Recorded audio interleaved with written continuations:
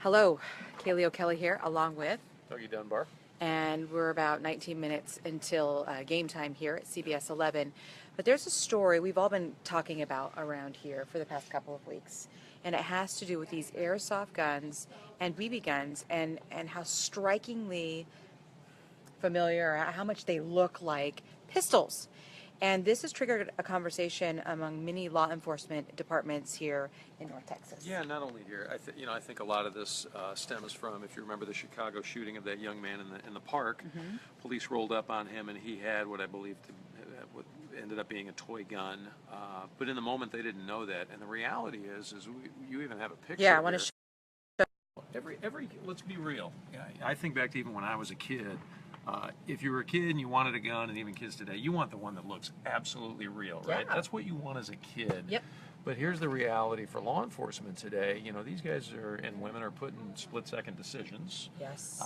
And they have to make a decision on a moment's notice sometimes, and they see something like that, and it just begs the question, have we gone a little bit too far? And some people, in JD's story tonight, firmly feel that we have gone too far as the of these guns and what they look like and the challenge it presents.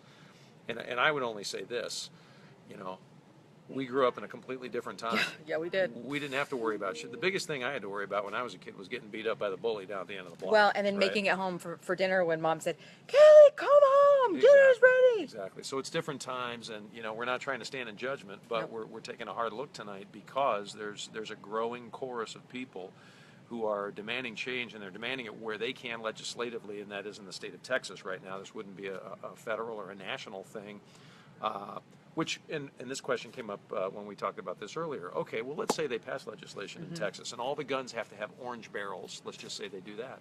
Well, what's to say then that you don't go on vacation to Louisiana, or you go up to Oklahoma or something like that, or out to New Mexico, and you come back and you bought something new there that's perfectly legal, and then it's not legal for sale here in the state. You know, then what does that do to everything? Well, so it's a few interesting questions. And this is part of JD Miles' story tonight, talking about the push to get some laws changed that will hopefully save lives in the long run. In one of these cases, a local police department luckily avoided using deadly force against a man who charged at them with a BB gun. But JD is going to take a look at some of these BB guns, these airsoft guns, and you're going to.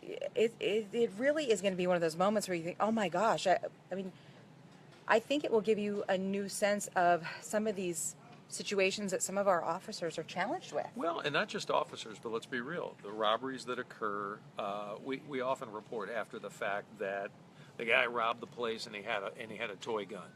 Right? But to the clerk, it looked all too real. Yes. And what if the clerk had a gun behind the counter, and then they drew first, and then, you know, that robber is dead, and some of you will say, well, that guy deserved it. Well, that's your opinion.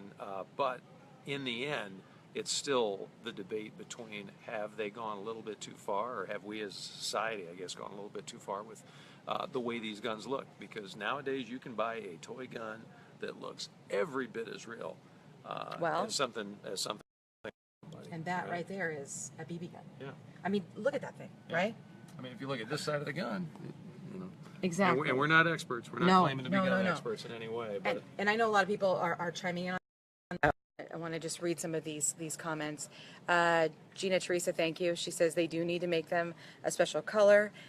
Michael Sodalak saying, okay, let's just make everything illegal, everything. Let's assign each person a cop at birth to follow them around. So, you know, as you can see, this is a polarizing topic. Yeah, and everybody has an opinion, and everybody has a right to say what they want to say, obviously. But we're just looking at the push by this one group of people that again seems to be growing louder and louder. I don't know what the answer is, but I do know this: everybody has a thought, yes, and everybody has a firm opinion.